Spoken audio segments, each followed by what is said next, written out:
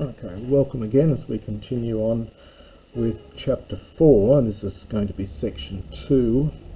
We've been talking about characters. We've defined what a character is, and we looked at some character tables, mainly of cyclic groups, because they're easy to deal with, and I just want to do another example involving direct products. So it's easy to see that it's easy to write down the character table for cyclic groups, as we've seen. Indeed, if G is a cyclic group of order M, then G hat, the set of all characters on that group, has exactly M characters, and they're given by chi sub rho of x to the I is rho to the power I, where rho is an mth root of unity. So for non-cyclic groups, so the x here is my generator, of course. So for non-cyclic Abelian groups, we recall the fundamental theorem of Abelian groups, which states that every finite Abelian group is a direct product, or if you want to write it additively, a direct sum. I'm writing them as products here, direct product of cyclic groups.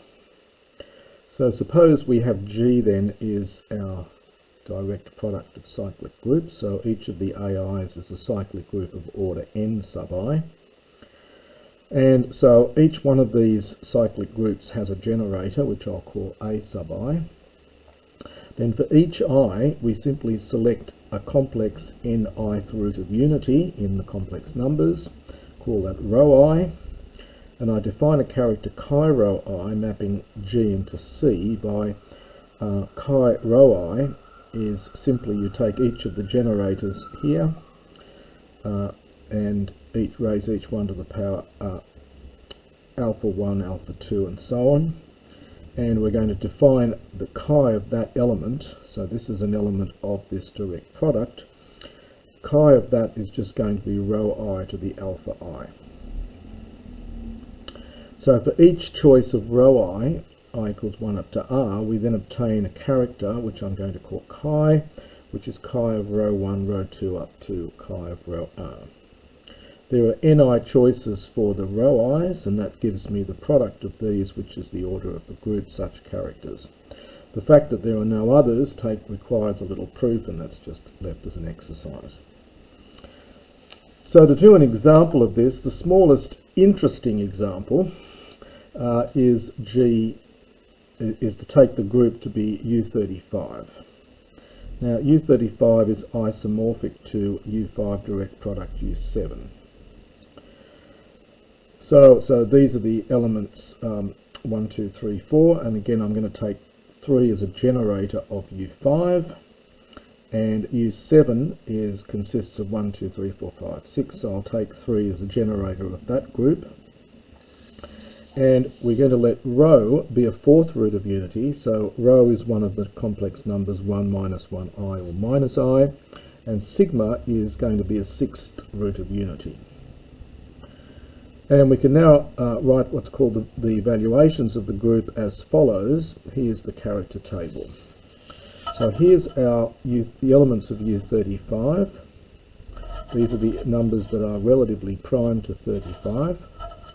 And each one of these corresponds to an ordered pair, where the first element's from U5 and the second one from U7.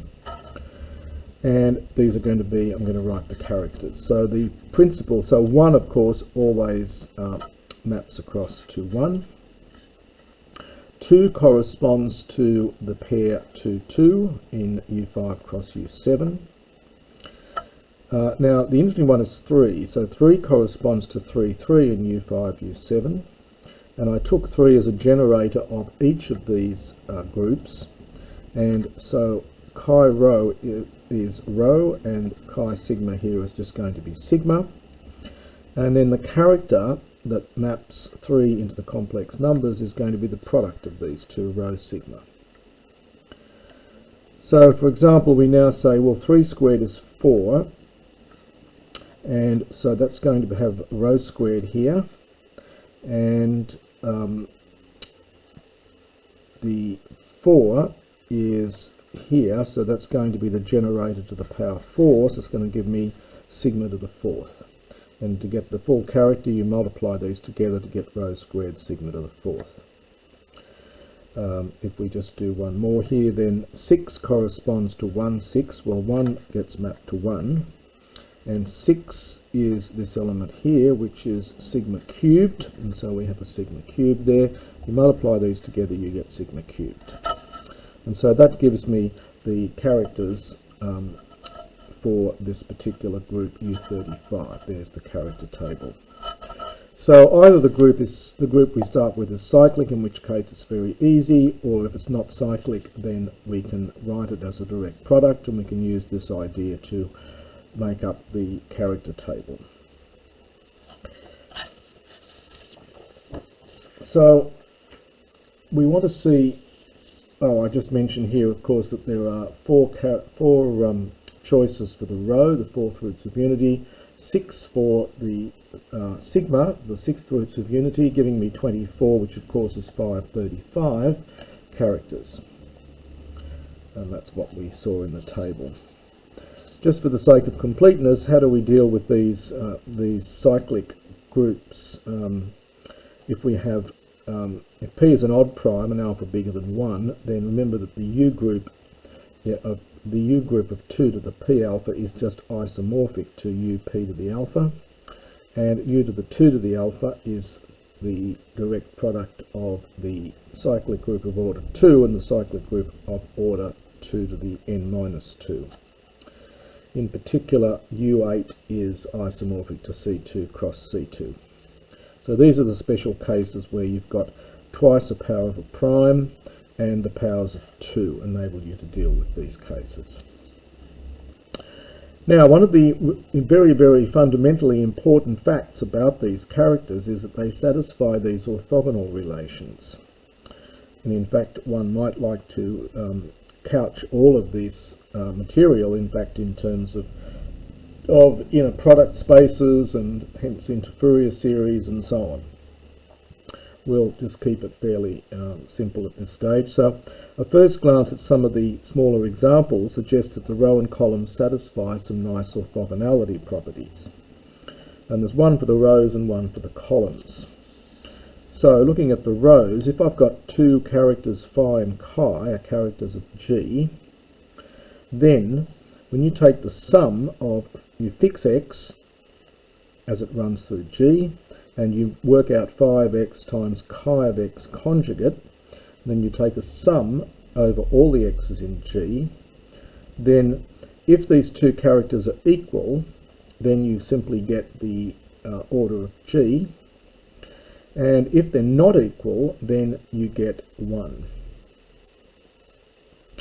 You can see why you're getting the order of G here, because if these two are equal, then you just get the modulus squared of, say, phi, because it's a root of unity, it's 1, so you simply get the number of elements in the group. But the interesting fact is that you get 0 otherwise, if the characters are different. Now the same works, so that works across the rows of the character tables. You might like to experiment with that with the examples we've already done. You can look at the columns, also have a nice orthogonality property. That is, if we now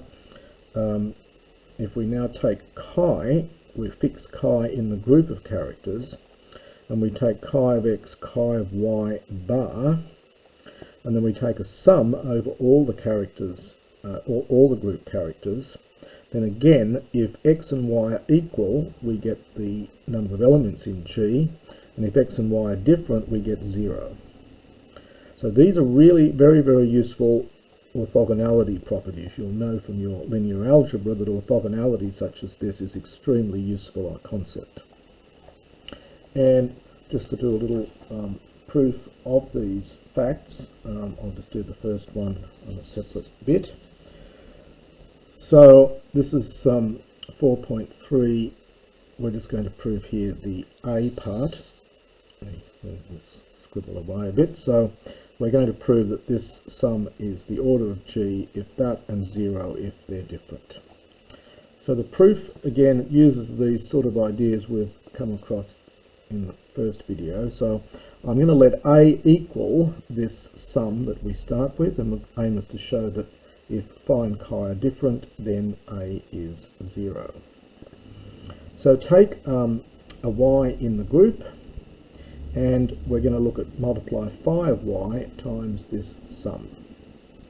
So you multiply it in under the sum. It's independent of x, so you can multiply it in, and you can combine these two together, which gives me phi of xy. And you want to do a similar sort of thing with the chi's. So I'm going to write down chi of y times chi inverse of y. So these would cancel out and we get back to where we start from. The point is that the chi inverse I can write as chi bar. So this is chi of y bar times, so chi bar of y, chi bar x is chi bar xy, and then I just copy the chi of y down here. And then once again, as x, we've seen this argument before, as x runs through the group G, then xy runs through the group G. So I can take the chi y out the front, and I simply get back to the sum that I started with, which is this one. And now this is chi of y times a. So at this stage we have phi of y a is chi y of a. So if phi and chi are not equal, then there is a y in G such that phi of y is not chi of y. And that means then the a then has to be 0.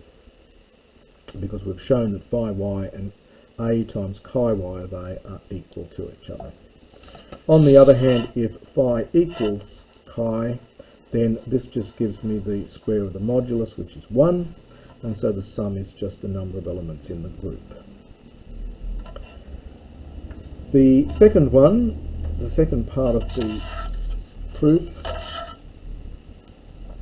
for part B, looking at we've done the rows now, looking at the columns. It's a similar sort of argument. Again, we let A be equal to this sum that we're analysing, and chi bar is the same as chi of y inverse, and because chi is a character, we can combine these together. Now if x is not equal to y, then x inverse y is not 1. So there is some character in the set of all characters on the group such that phi of xy inverse is not equal to 1.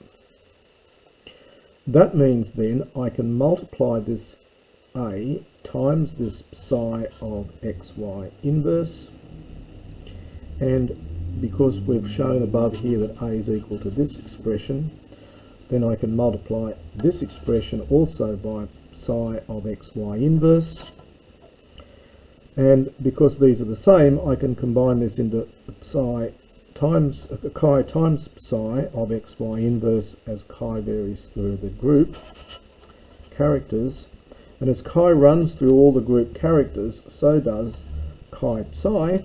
So it's a similar argument we had before, and that means that this thing is exactly what we started with, but that's equal to a.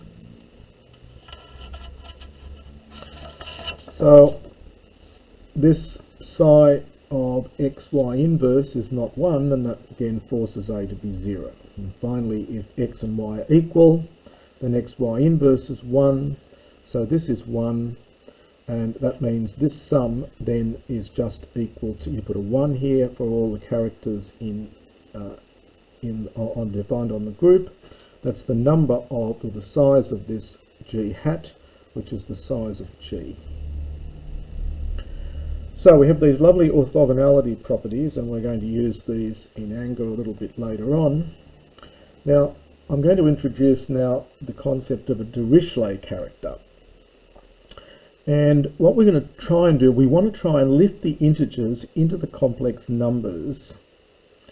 And we're going to use the fact that you can start off with the integers and you can reduce them down to Zn by reading each integer modulo n.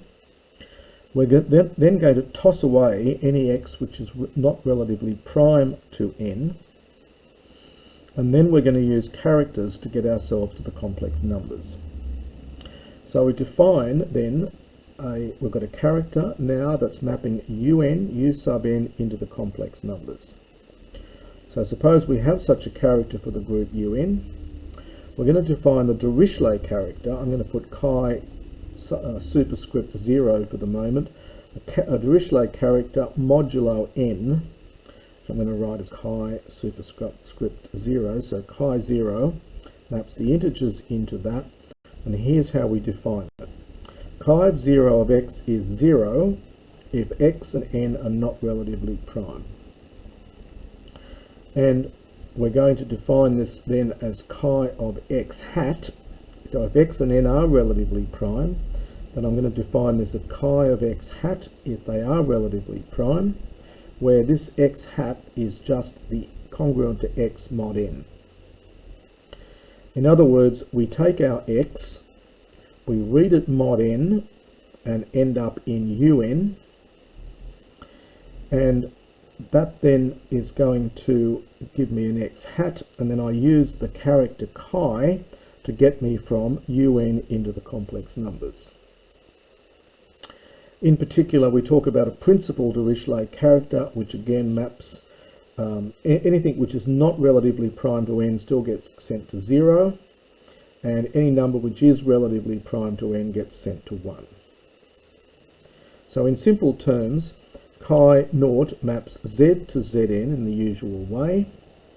Well, in fact, to un, kills all the non-units to get us into un, and then maps the units into c via the character chi. So I've got a little picture here just to try and make clear what we're doing here. So we start off in the integers. We firstly map into Zn. We kill all the multiples of n off. Kill all the multiples of that off, and that maps us into Zn. And then we then kill all the non-units, the non-invertible elements, they get killed, and we map the rest into the complex numbers, or into a subset of the complex numbers. So that's what a Dirichlet character does. So note also that a Dirichlet character satisfies the following. Character mod n satisfies chi naught xy is chi naught of x, chi naught of y for all x and y in the integers, and this chi naught is periodic of period n. Again, you can do all of this in the context of generalized Fourier analysis, which is one nice way of thinking about it, but I'm not going to go to that level of abstraction here. Moreover, there are phi of n distinct characters for phi n, so it's clear that there'll be phi n distinct Dirichlet characters modulo n. Now, at the risk of confusion, writing this superscript 0 all the time is very irritating, so I'm going to drop the superscript 0, and I'm simply going to refer to a Dirichlet character modulo n as simply a character modulo n, and not bother writing 0. Well, we can now write this theorem 4.3b, for example. This orthogonality relation could be written, for example, as the sum. We sum over r equals 1 up to phi of n, and we've got chi r x, chi r bar y is phi of n. That's the order of the group un, if x is congruent to y mod n, and it's 0 otherwise. Now, in the next section, I'm going to do some examples of these, and I'll also introduce some the very important L functions and the Euler product. But I'll leave that to the next section.